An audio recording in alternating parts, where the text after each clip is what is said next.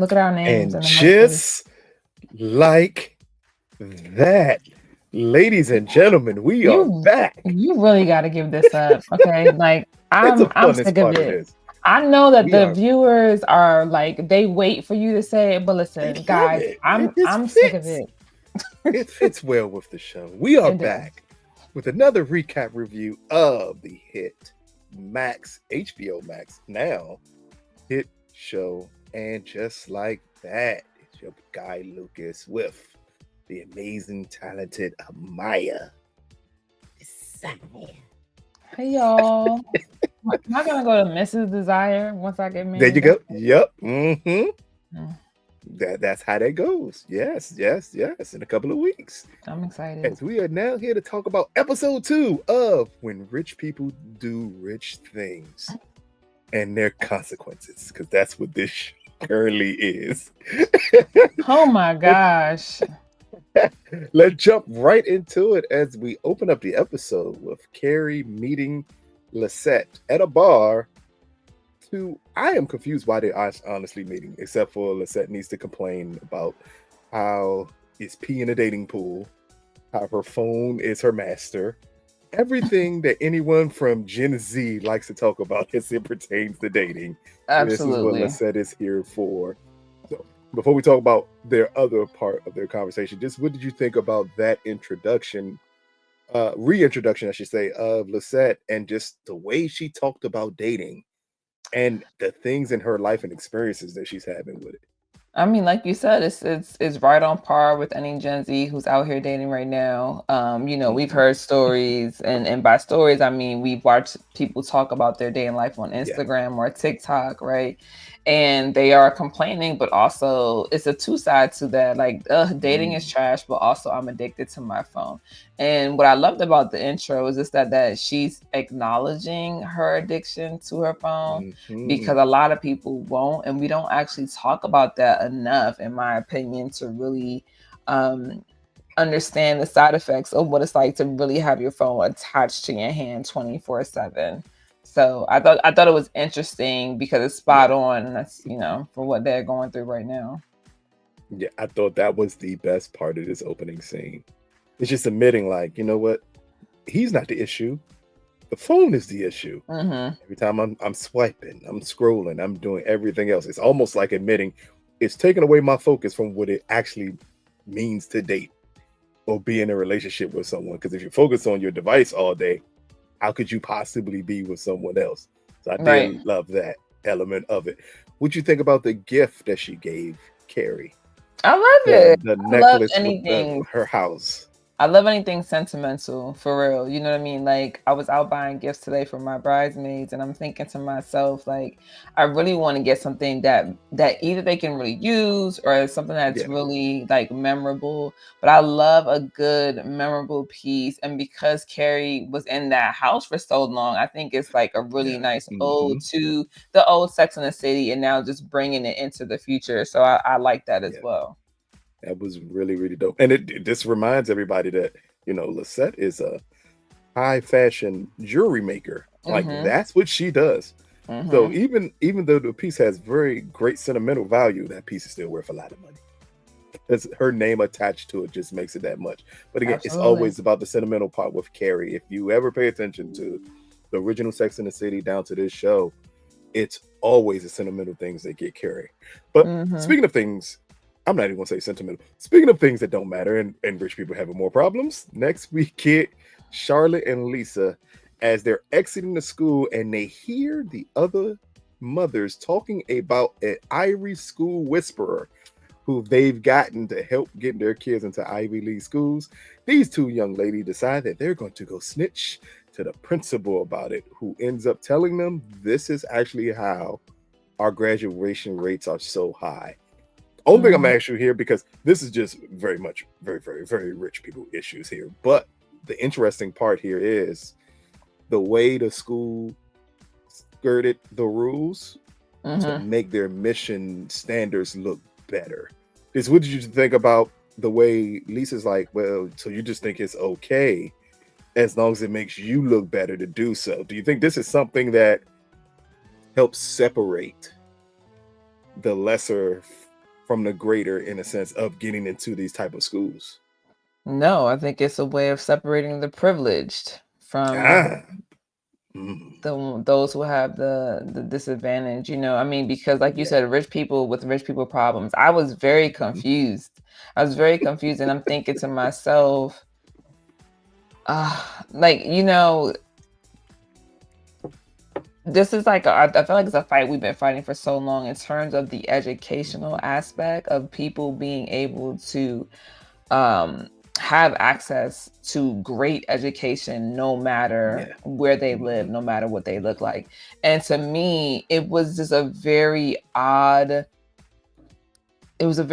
scene, because again, for me, in terms of this episode, this still felt discombobulated. But when we're at this piece right here, I'm like, this is a privilege conversation. This is not a conversation a lot of people are going to have, not a lot of people are going to relate to me and my thinking. But I feel like it's possible that people are going to see it and say, well, yeah, this is how they're doing it. But they're doing it, like you said, they're skirting the rules. And so this is going to be an advantage that they have over other students who may have really busted their asses to get in the same room, let alone be, up for being admitted to these schools. So it was very interesting to me. But yeah, I think it's a privileged conversation for sure. It's definitely a privileged one, but it also brought another amazing point that I would like to get more information on, is why wouldn't Lisa and Charlotte had already done this? Like, if you're going to be that privileged, if you're going to exist in a world where you do understand I have advantages, why not take full advantage of everything? Like, at that point, the goal would be to give your kids the best opportunity to get into these type of things. I'm not saying that you need to cheat or anything of that nature, but to get someone who can come in and tailor make whatever it is your child needs to get into certain schools. I mean, if you have the money, what's the point of having it and not taking advantage of situations like this? Right. It just kind of it's like they wanted to set a moral code for them that doesn't relate well to the world that they live in. Like, this is an obvious event. And if we pay attention to last season, when Herbert was running for office, or when he was starting his campaigning, it was a bunch of like, let's take advantage of this. We have this privilege. Down to the first episode, when you get the barbershop quartet from a huge play to come and do this event for him.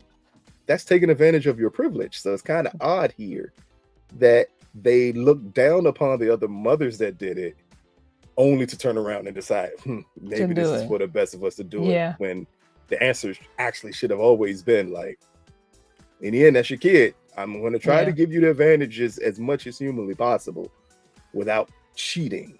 This is skirting the rules, but it's not necessarily cheating. So it just kind of was a very interesting thing there for me. Next up is Carrie and the Rats, as she is writing her book, and on her beautiful patio, all these rats come out of nowhere. It's not much here to talk about, except for this is my greatest fear of why I don't go in my backyard. Well, I mean, as a Brooklyn girl who then went to Baltimore,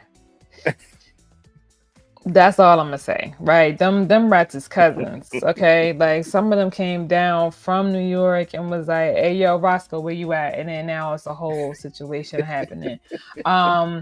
I still can't get used to them. Like, even though I'm from New York and I see them all the time, even down here in DC. Like, oh my gosh, like, it's.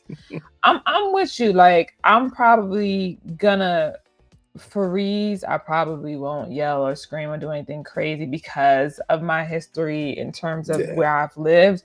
But I'm good. I'm good on that. Me and nature's friends don't coexist well together at all. Around here, I'm back. My house is backed on the woods. I have beavers, raccoons, possum, deers, foxes. So you got a zoo, is what you're saying. I don't have time for that at all. That sounds like a real privileged conversation for me to say. And I know, but I'm just making that point up. Next up, we get one of the truest elements of this show, especially in this episode. Miranda getting hooked on reality television. If it's one thing people get hooked on, and I'm speaking to my co-host who has been covering what Love is Blind for how long now? Hey, listen, I just saw a show called Sneaky Links on Netflix, and I said, well, damn, like I watched the whole preview and I said, I might do this. This is toxic, but I might do this. Exactly. What I did like about this whole, and I'm just right here going to talk about the whole storyline with Miranda for this episode. What I did like what was shown is that just how addictive these shows are. I think for most of us, it's a guilty pleasure. Yeah. You're either going to get hooked on the dating shows, or you're going to get hooked on the Kardashians or the Real Housewives of wherever that they are, or any of these shows. But it just shows you just how addictive reality television can be. What did you just think about how quickly Miranda got hooked, and then the way she bonded with the guac girl? Who, let's understand, until you've had guacamole made, again, damn, hello, I'm sounding privileged. Hello? I'm But I sounding super privileged right now. There's some really good. Listen, first of all, there's some really good restaurants in Texas that are not overly priced, where you can get the guac made right in front of you. So we're gonna have this guac. Okay, you're not gonna privilege me. Okay, I deserve the guac to be made fresh in front of me in the bowl. I was about to sound so much worse because when I was in Cabo a couple of weeks ago. See now I said Texas. You see what he done said? He said Cabo. He went to where the avocados are grown, okay? And they came to the table and they made, because I said, I want guacamole. And they said, great.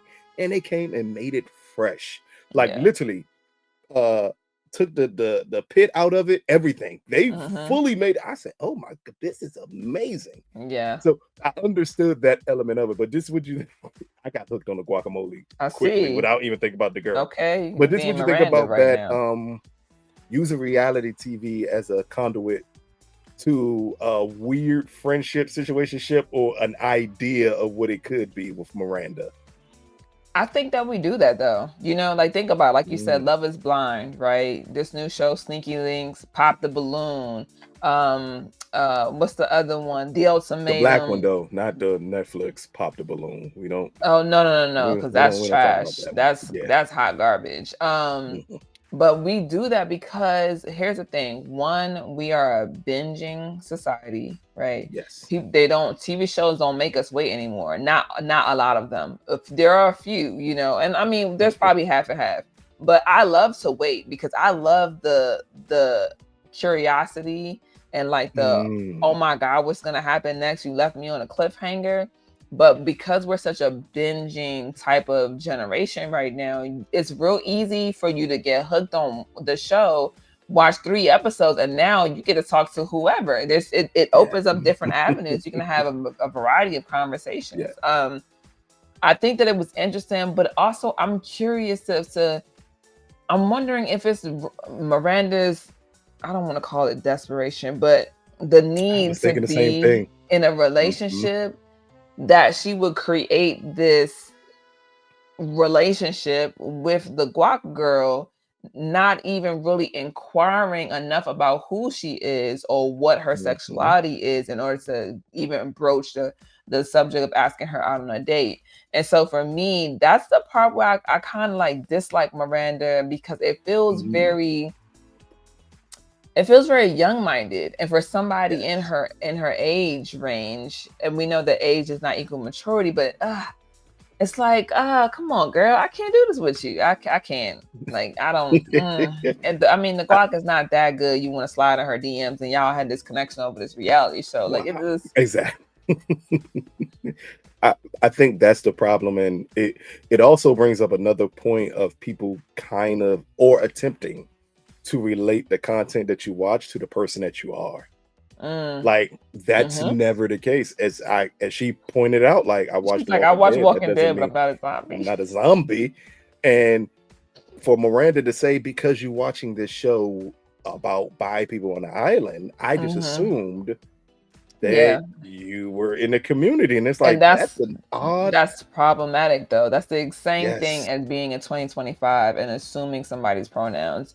Sometimes Mm, you really have to ask. If it doesn't come up in conversation and you're unsure before you say the wrong thing, you should probably ask. yes. And even to take it even deeper, this is part of the problem with entertainment in general.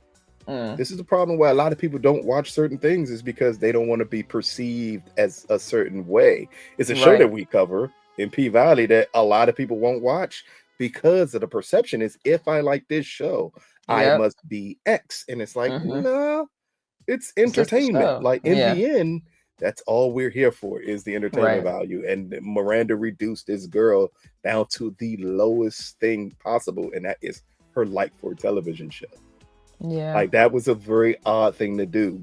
Also, with Miranda, since we focus on her storyline here, what do you think about her and Joy? We met Joy last season, and we saw the chemistry between her and Miranda then.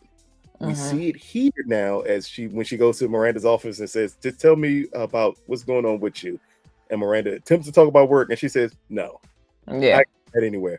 Tell me about your personal life." Yeah. And we see their connection. We see that they click, which is odd for Miranda.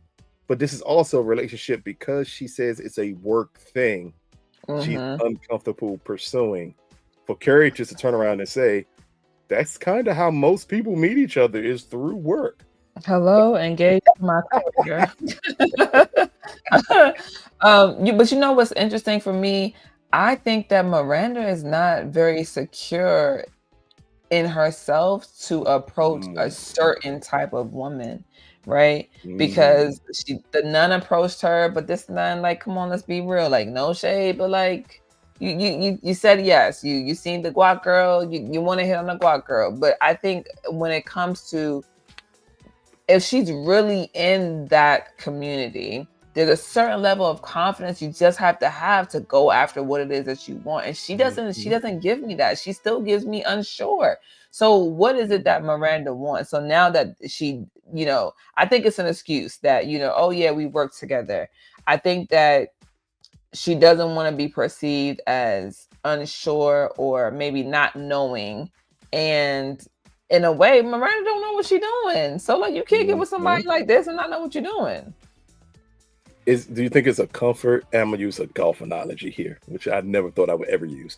But you think it's a possibility of her shooting? They call it shooting from the short tee, Hmm. looking for the easy shot. Like everything so far has been an easy shot when Miranda pursues it versus when other people pursue her. Like Yeah. the guac girl, she could possibly look at the guac girl like, technically, you're just a girl who makes guac. Right. Like I'm not shooting that far or punching above my weight class. And she may see Hmm. Joy as just that punch above my weight class, and I don't know how this Absolutely. can work out. Yeah, That type absolutely. of fear. I think that that is actually very valid because think about it, you broke up with Steve, right? Um, Mhm. Shay was a mess, child. That just was, I don't know Yes, what that that was. was everything. Um, but I don't think that I it's so funny because as we get older, we start to sound like our parents, right? For me, it's the whole, well, get to know yourself, learn yourself, Yes. love yourself, understand yourself. And it feels like Miranda is flip flop, and it's like what I call a wet fish handshake. I hate those handshakes, by the way. Yes. Um, so it's like she's trying to figure it out, but I think she's too fixated on the romance and the relationship part that she can't just Mm, enjoy the friendships that she has, build those friendships, explore what she likes, what she doesn't like, and then maybe go into like really talking about somebody. But absolutely would say that she thinks Joy is above her weight class. Look at the way Joy carries herself just in yeah. the two episodes, the two women that Miranda has gone after, completely different. Yeah. It's a confidence thing. Yeah. And at that, if you're not confident enough to pursue someone like that, you'll always go with the easy one. And I think Hmm. that's what we're getting here with Miranda. But speaking of relationships and relationship issues, next up we have Carrie. First, as she gets the landscapers to pull up everything out the garden, but then magically she is surprised by the appearance of Aidan, who Hmm. tells her why it is away with other family for the night. So For I the night is decided to, crazy. for the night is insane.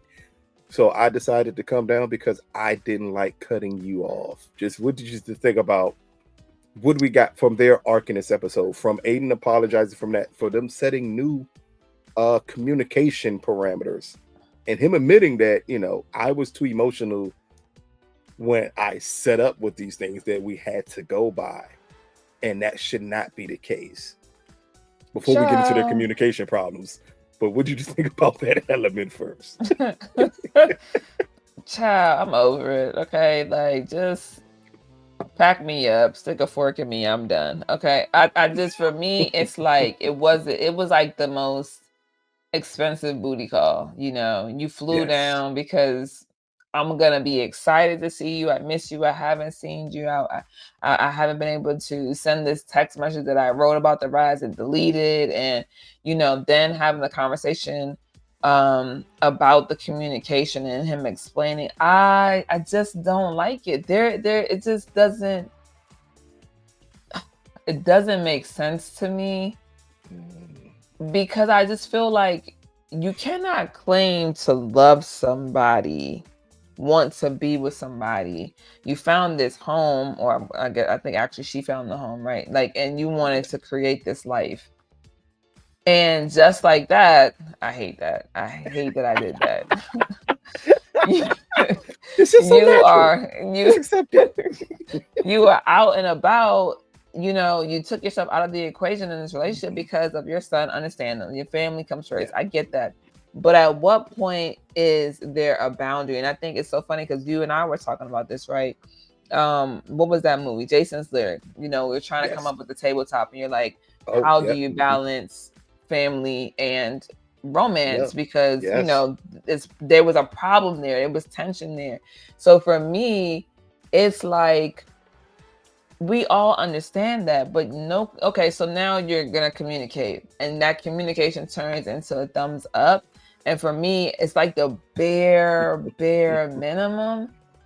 I don't like it for Carrie, and I especially don't like it as a woman who understands that you deserve so much more, and because those things are just, they should come with how you treat me, you know. So I'm not a fan. I'm not a fan. I get the surprise. It's cute. I wish he would have said, oh, with the family for the weekend, with the family for, you know, whatever. A day just seems very much like, I'm so sorry that I left you on red when you were trying to masturbate. And I know that I got off, but I do miss you. Why not? I can get, you know, like, ugh, it gave me the ick. Yes. That's literally the first thing I thought when he came and said, you know, why it's gone for the night is, oh, you think that's okay. But that's something that comes with age. As I've gotten older, I realized, oh, that's not good to ever tell somebody that. Like, I don't think it's necessary. It felt like he missed the sex, she's missing the intimacy, and he thinks one night can fix both problems. And it's Right. like, that's not the case. That's not how that Especially works. when you already have a communication issue. Like, I've had to have this conversation with people like, hey, if your communication is not solid, nothing can work. Like, everything will fall apart if your communication is not solid. So for the parameters that she believed were set in place, and for him to just pop up like he did while she's happy, it still throws up a red flag. And how is this relationship going to work? And it's also interesting, right? Because she asked him how he got inside. Like, wait, so y'all supposed to have this house together, but he doesn't have a key? Does he have a key? Exactly. Very odd. As Cardi B would say, that's suspicious. That's weird.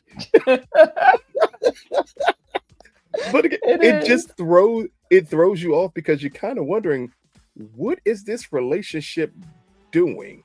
Down to the communication, which is oh my god, I'm completely irritated. Yeah. If I'm with someone and they send me an emoji as a response, and not in a joking way. In joking times, yes, that makes perfectly good sense. Yeah. But if I'm asking a legitimate question and you respond with an emoji, you're liable to make me like call you and be like, hey, we're not children. Like, I need an Yeah. actual response here. Just what do you think about when she sent that text about she sent a long text and then the picture about the furniture, and then she just receives a thumbs down. It's like he wasn't present. And that's so, and you know how hard it is to not be present via text. And like, but it's easy, but it's hard because you got to actively look at the text message, read the text message, and decide to send only an emoji.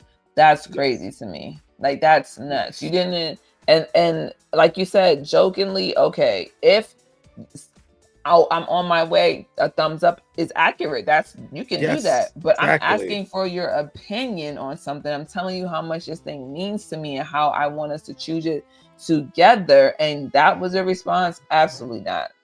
I'm over Aidan. Yeah. At that point, we would have had to have a serious conversation about how this is going to continue. And I think that's what Carrie's issue was here in this episode with the communication aspect, as when she met with Miranda and Sema and they were talking about it, and she's like, I don't know how to respond to him just sending me an emoji. I didn't think we were at the point where that would be okay. But part of the issue is when something happens in a relationship that is not okay and you don't address that issue, you've accepted it. Yep. You swept it at times you could blame your partner for sending it, but if you don't respond to what they sent, then it becomes your fault. Because I mean, unfortunately, and I hate to use this analogy, but relationships are like having children. If you don't correct something bad, how does that person know what they did is wrong?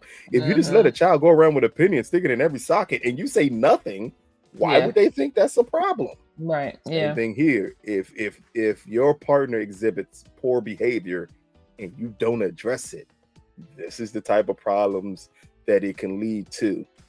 And final, Aidan and Carrie and all of their issues here. What did you think about the analogy of their relationship with the garden? As Carrie pointed out at the beginning by saying, I treated our relationship like the garden and I looked at the surface. Now I need to find out what's underneath it, what's underneath us. I mean, I think it's a perfect analogy, right? Because we're going back to season 2, it was whirlwind. It was exciting. It was, I don't know if they had enough deep conversations about what they wanted, about what it's going to look like, And to me, I think that was the thing that was missing because listen, Ashanti and Nelly double back, okay? But I'm sure they had conversations because, you have to have conversations in order to be on solid ground. And I think also they have a friendship too. And I don't know if Aidan and Carrie have that. I think that they haven't really built actual foundation. And I get it. I get the whole, like, I don't want to say lust. I'm enamored. I really enjoy this person's company, but you kind of only enjoy their company in the romantic sense. When you don't actually have like a foundation underneath it, I'm not sure it does any good. So I think she did have to clear out the roots and figure out what's going on down there. Can it be saved? Can I plant something new? Whatever. I'm interested to see how their relationship progresses, but also I'm very interested in how Aidan shows up because right now he's showing up like a typical middle-aged man who has no care in the world, and like she'll plan the wedding if we get married kind of situation. Exactly. It's if you're not present for a relationship, can you even call it a relationship? Right. Like, I've had that conversation before. Like, we can text every day, maybe call once in a while, but if you don't show up when you need to show up, is that a relationship or are we just friends with benefits? Because at that point, that's what it portrays itself more to be like. Down to the end of the episode, when she's with the gardener and she says, I don't know what I want. When he asks, what do you want? She said, I don't know. He said, that could be freeing. That could be the fun thing. Because maybe this is meant to be. And it's weird for the same analogies. It's almost felt like the gardener was saying to her in a relationship aspect of maybe getting rid of everything was the best thing you could do. Yeah. Because now that you've gotten rid of the old baggage of you and Aidan, the stuff that you said, hey, this is great. We were together for these years. It didn't end good, but we rekindled. We Yeah. doubled back. But if you double back without the conversation to make things better, what did you double back into?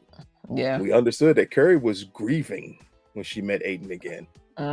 Did your grief push you into a familiar person? Your Right. comfort zone, as we talked about earlier this episode. Maybe Aidan became her comfort zone, but that doesn't mean that's the person you need to be with.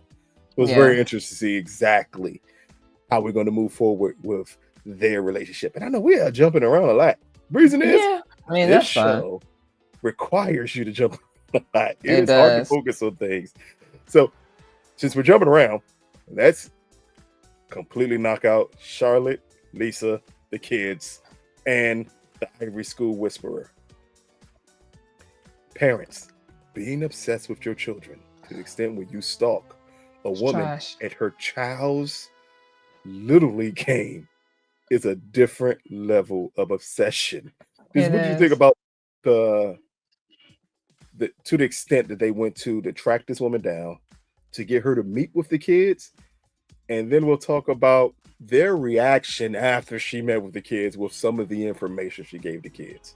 I think that it's so problematic to be obsessed with your kids. I think it's problematic to think your kids that so here's the thing. I get that parents know best, but at some point in time, children get to a certain space where they start to make their own decisions and they start to get to know themselves, and who they're going to become is going to change over a period of time, unless you are like, that whiz kid who like, I'm going to be an engineer. I'm sticking to this is what I want to do. Right. And I shout out to those kids. I wish I was one of them. Absolutely not. But my thing is like, I think sometimes it can become a hindrance, which obviously, we experienced last season, I think really with Charlotte and her girls, or, in terms of how they were shifting. And I can't remember their name, but they decided like they didn't want to be called Rocco. Rocco. They didn't want to be called she, her, whatever, right? And for this purpose, Charlotte does a really good job at adjusting per se for the most part. Yeah. But there is still a level of control, of need to know, that comes with both of them as parents, Lisa and Charlotte. And I think that for me, it comes off very much like, it's so funny because we've been watching so many different shows that have like a trending effect, right? Bel Air, Forever, and then now, and like just like that, in terms of parents wanting the absolute best for their children. You have to go to the greatest school, this and this and this and this and this. But like that doesn't always mean you're gonna turn into this whatever it is that they assuming that you're gonna turn into. I think it just puts an unnecessary pressure on children. You don't know how it's going to impact them or how it affects them, as we saw, after everything was all said and done, because they're hoping that, it's working and we're going to get you in. And then they go in there, and this lady is pretty much in the terms like she's nicked at their confidence or, their self-esteem. You know what I mean? And so for me, I think that it shines a light on, hey, listen, it's okay to want the best for your kids. It's okay to want them to have the greatest things, but you have to also ask them, what is it that is considered great and or good to them? Of course, up to a certain point, right? You may not have, listen, your 5-year-old, you could probably ask that question too, but when you get into your teenage years and you start asking your kids in high school, what do they want? Like really take an interest and who they want to become. You know what I mean? That's the thing that I don't particularly care for. It's a problem of it felt like they pursued this woman without necessarily understanding what her job was. Like they didn't fully understand exactly what she did. You just understood that she does a great job of getting people into Ivy League schools. Right. You needed to do the research to find out, how is this happening though? What is her interaction with kids like? Yeah. Like no one bats 100. So she had to have cases where it didn't work out as well. Mm-hmm. And they didn't weigh the odds of what happens if it doesn't work out well for our kids. And it's because they automatically assume, oh, we have this in a bag. We Right. just need that extra push, but not understanding exactly what it would be that she would bring to their children to possibly destroy their confidence. And in turn, she did exactly that. She destroyed their confidence. Yeah. But it wasn't in a, I don't think she did it, or the Whisperer did it in a hurtful way. She did it in a blunt way. Yeah. And for certain Absolutely. children and certain aspects of life, of the way you've raised them, they're not accustomed to people being that blunt with them. Mm-hmm. Like when we got to see the kids broken, and Lily says, she says, I'm too well-rounded. I know a Yeah. lot of people found that statement odd, but Yeah. I've heard that a lot. Like you're just in too many things. Yeah. What's your central focus? Mm-hmm. And Herbert Jr. like, she said the same thing about me. I'm too well-rounded. She told me, don't mention lacrosse. It reeks of privilege. It definitely reeks of privilege. Definitely reeks of privilege. And she No wants one some, but rich people play lacrosse. I've never seen a poor kid play lacrosse. No one does that. No one. Never. Ain't nobody playing lacrosse in the hood. That does not exist. How did you feel about her comment in terms of him not being, or wanting somebody more with the authentic African American experience? Authentic African American. One thing, unfortunately, that we will always have to deal with is the statement, you are not black enough. Mm-hmm. And it's because, unfortunately for Herbert Jr., it's because of the privilege. Yeah. But then you got to wonder, it brought me back to, I want to say season 1 with her daughter and her hair. And you had a grandmother who was taking away what I felt was a black experience away from that girl to be more acceptable.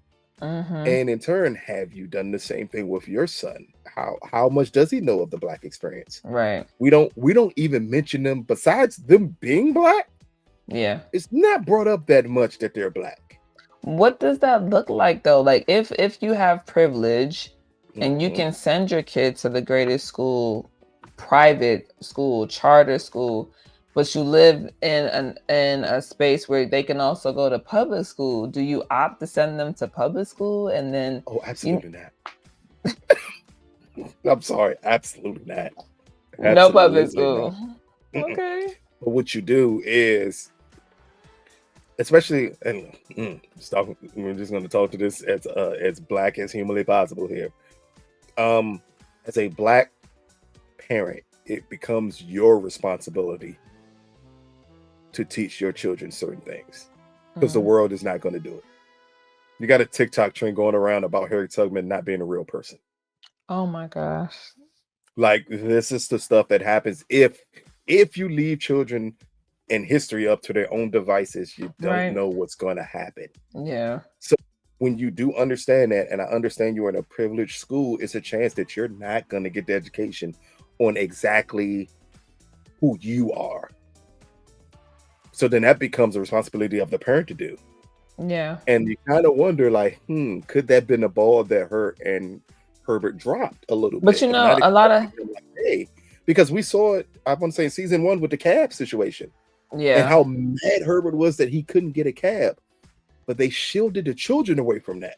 Yeah. Like, that's a teachable moment that I need to show you, hey, in this world, no matter what, you're still black. Yeah. I think that I agree with for sure. But I was thinking about something because is it Stanford? Yeah, Stanford has Ujima, I believe. So they have like a black dorm or whatever you want to call it, like a BSU. So it's sort of things, right? Yes. So does Harvard, actually. Right. So for me, it's like, so are those things? I don't know. It's a different conversation for a different time. But I think I do find it interesting because there should be some balance. There should be balance. I have a friend of mine. Her daughter is probably one of like 7 black girls at a school where it's probably about 100 girls, the only girl school, and tuition is crazy, right? But I'm wondering, just not in that particular instance, but just in my brain starts to think like, well, what does it look like for our kids to really be in spaces where the predominant is not them. Like, how do they feel about that? You know what I mean? I would love to like just, that's a Pick their great heads. conversation to have. Yeah, Yeah. yeah. I mean, it's amazing that one critique she gave him could spark a conversation to go in a completely different direction of saying that Mm-hmm. I need a more lived African American experience. Right. Because in all honesty, with her being a whisperer, her job is to get you into an Ivy League school. She's literally telling you what they're looking for. She's Right. not necessarily saying you don't fit the mold, but this is what they're looking for. Yeah. So while it's great for them to have black kids, what they don't want is a black kid that presents themselves as other. Right. That's not what they're looking for. Yeah. She's almost saying lean into you being a minority, Mm-hmm. which it's odd because a lot of people we're taught the opposite of that. But to understand across some of these barriers, people tend to use that to their advantage. Yeah. So she's not necessarily doing anything wrong, but it's just a different experience altogether. And then Herbert Jr. is like, I don't even know what that means. I focus way more on the point he didn't know what that meant Right. than what she said. Because that's an easier response of saying, one, my response would either be, that's not necessary. My merit is enough. Yeah. Or I haven't lived what you perceive as a black experience. Because Yeah. then you could question, what do you think a black experience is? Mm-hmm. If you tell me That's, that, do you think the yeah. black experience is me being ghetto, being loud? What do you perceive as a Right. black Yeah, yeah, experience here? yeah. That's yeah, that's true. That's true. It almost brings up like I know this is a complete different rant here. It's almost like the conversation that Viola Davis had recently when she did an interview, and she said that she went to Juilliard, Harvard. She went to all of these schools that taught her how to act, and they were teaching her how to be a white actress. Mm. She said, but none of them taught me how to be black and be in Yeah. this business. Yeah. Like that is the same type of thing here. It's like you want me to use my blackness, but then you will teach me that it doesn't matter. Yeah. You Yeah. can't have it both ways, because then you send confusing messages to kids, and that's what Herbert Jr. just looked like. He was like, okay, I don't know what to Right. get. I don't know. And then down to Lily, just like, I'm too well-rounded. Like that's a thing. that's a thing. That's a It's a thing. thing. You can't be good at everything. Yeah. Like no one wants the person What is to be it? good at everything. Jack of all trades, master of none. Yeah. There you go. That's the best way to put it. Yeah. As someone said, would you be more terrified of a person who can do 1,000 moves, or a person who could do one move but practice it 1,000 times? That's the person I'm terrified of. Absolutely. Because you have perfected that thing. Agreed. And that's Lily's issue, is that you've done everything. And then also Lily with privilege. You play the piano. Unfortunately, unless you're Alicia Keys, it's not too many poor people playing the piano nowadays. Like that is a rich instrument to play, and it's looked at as a privileged instrument. Yeah. And Lily is Asian. Yeah. You're already perceived. And she said, don't even bring up you're adopted. Yeah. Because if they find out you're adopted by white people, it brings up another That's a whole issue nother of privilege. situation. Yeah. So it almost felt like the whisperer was attempting to have a conversation, which I find odd that she tried to have this conversation with children without their parents present, Yeah. of what their privilege looks like on a college application. Or that Lisa or Charlotte didn't think about this ahead of time. No, they weren't thinking about that at all. That is insane that you wouldn't think about that ahead of time.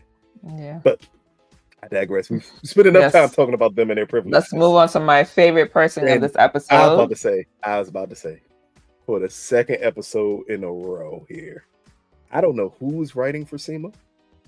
But they're Whoever's doing a writing good for job. Sema, they're knocking it out the park. Yeah. In this episode, first I'll start with her first powerful statement that she made this episode.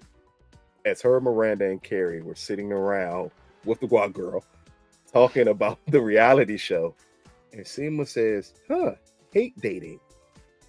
I think that's what I've been doing. And then we get examples of it.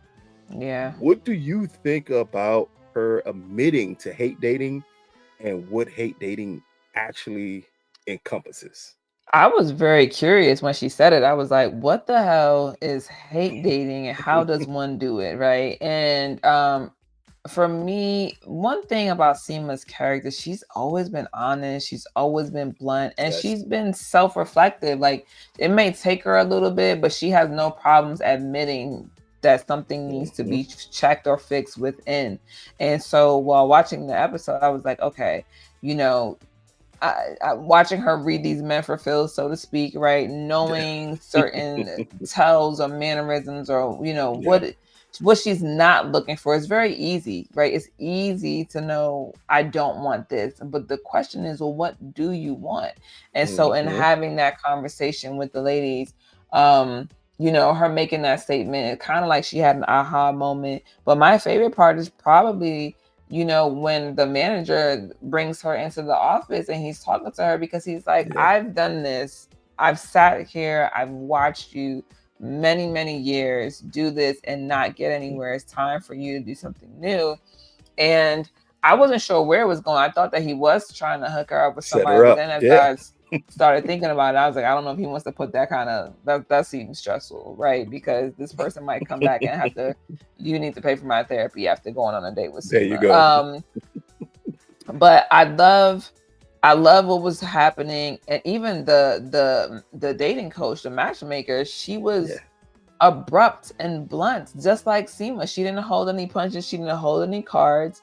And when she started talking about the clothing, I was like, oh my gosh, like, this is very interesting. I'm wondering if it's true. I'll ask Google later. But metallics are too cold, and animal prints are predator, kind of thing. So you want to wear pastels. But what's crazy to me is that I think I've always equated pastels, pearls, any sort of like dainty jewelry or dainty colors, so to speak, soft, with like the ultimate feminine, like, because it is soft, it is dainty, it is like, oh, I want to nurture you and all these other things. And I already knew, like, I knew that this man was getting up from the table. I listen, as soon as he said, excuse me, I said, oh yeah, this is a wrap. I think it was the acceptance, not acceptance, because that's the weird word with her at the end with that gentleman. The realization when the matchmaking coach comes in at the end that, oh, this can't work for me then. Like, what you're teaching me is not going to be me. But it also puts us right back in the hole again with Seema. Right. Like, from the hate dating aspect of it, it was funny. I knew exactly what she meant when she said hate dating, because that just means I'm using you as targets. I don't want anything to do with you, but I'm just going to pick you apart on here because it makes me feel better.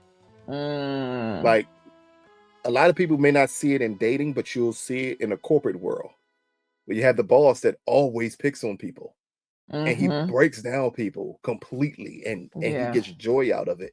That's what Seema was getting out of the hate dating. Like, just, I don't like you, so I'm just going to break this down. Right. Or I need to take out this frustration on other people. So when she gets with the matchmaker, and the matchmaker just reads everything that Seema is to her and telling her, like, what are you going to do that's going to be different? Yeah. And we see Seema have that moment when she's looking at her bed and she's like, maybe I need to try something different because I'm lonely. Yeah. But I think she just went too extreme with it. Yeah. It's a balance.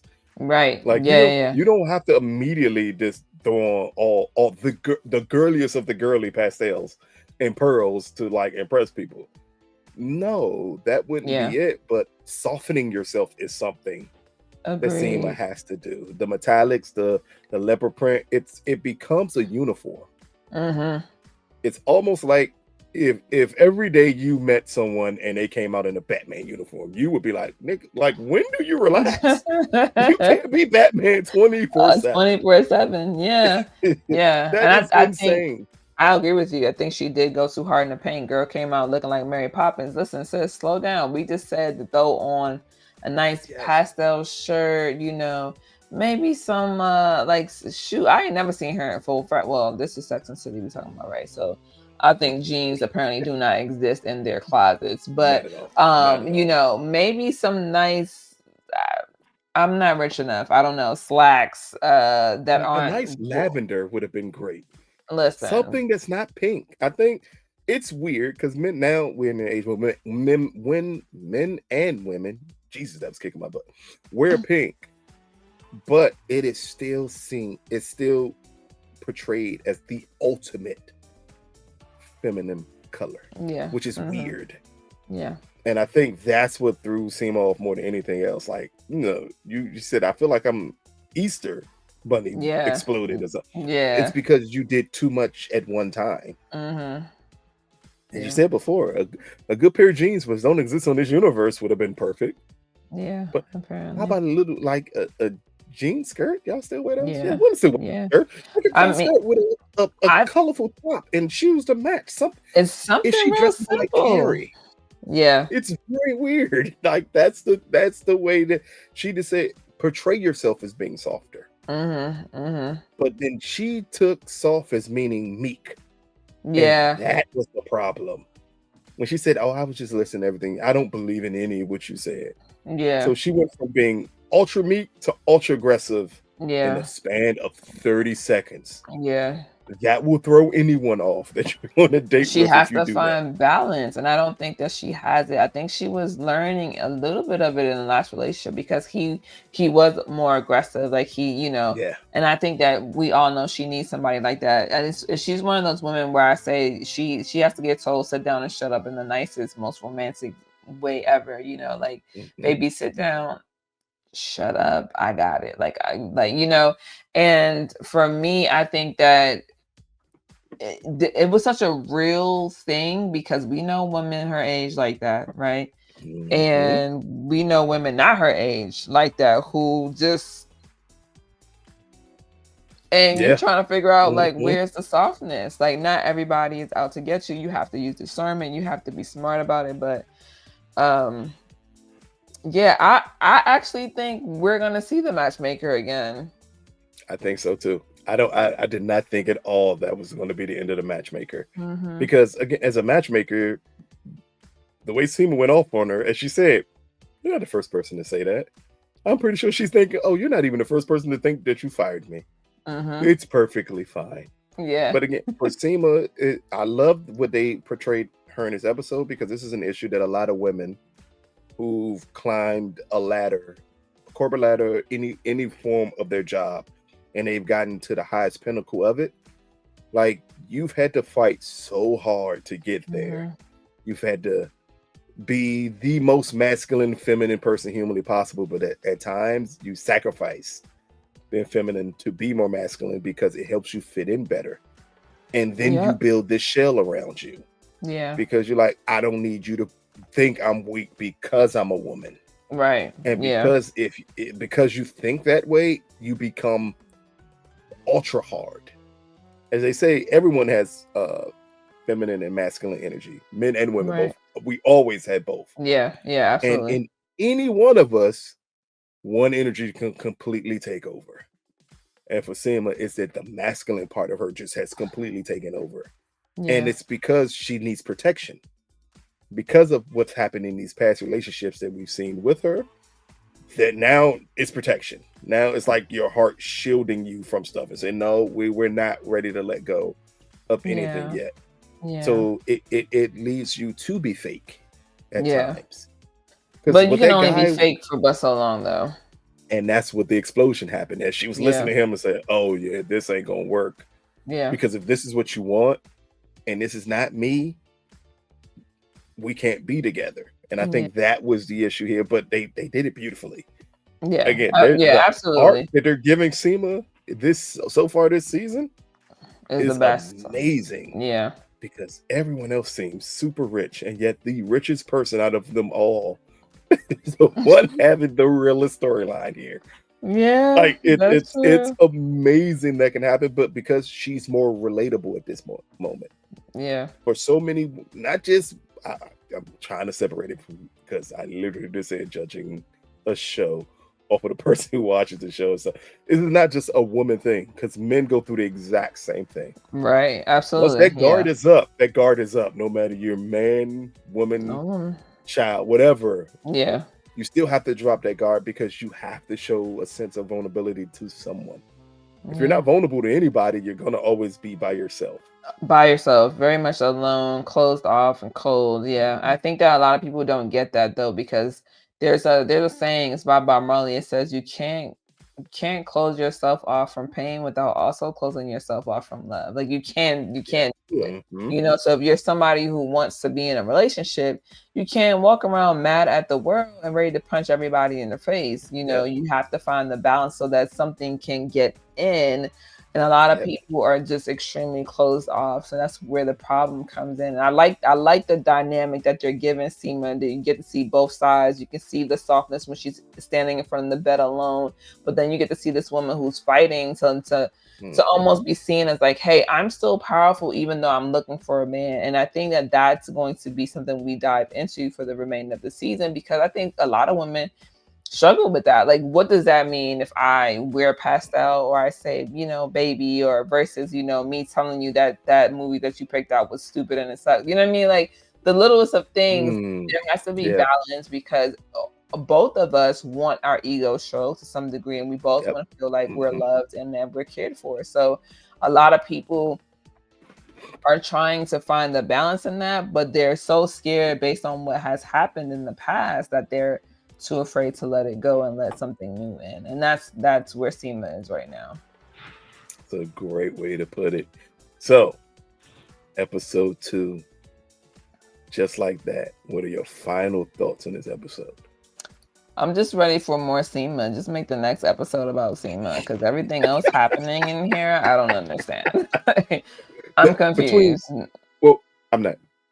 I can do more Seema and more Caden and Carrie and Aidan as we get whatever this is going to be. But Hmm. at this point, if you don't give Charlotte and Miranda something more interesting to do, Charlotte is too rich for me.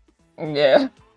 Like, she's just having too many problems that have to do with money. Too And like, many problems.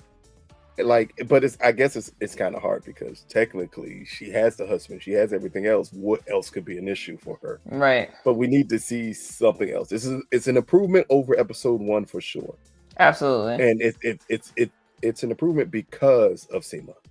Yeah. Like, this story was amazing to frame around this character, and even the analogy of the garden and Carrie and Aiden's relationship is a very interesting way to go, Yeah. because as this garden grows, does their relationship die? Yeah. Like, that's going to be very interesting to see exactly how that works out. But It again, will. check us out after the episode airs. We drop Thursday. Gotta be Thursday early morning too. Early morning. The moment the episode hits on HBO Max, within the hour, our review will drop. So check us out. Like, comment, subscribe to the channel. We have so much content, not just like that, but other shows that we're covering. Clearly, Mike's going to be covering somebody's reality show soon.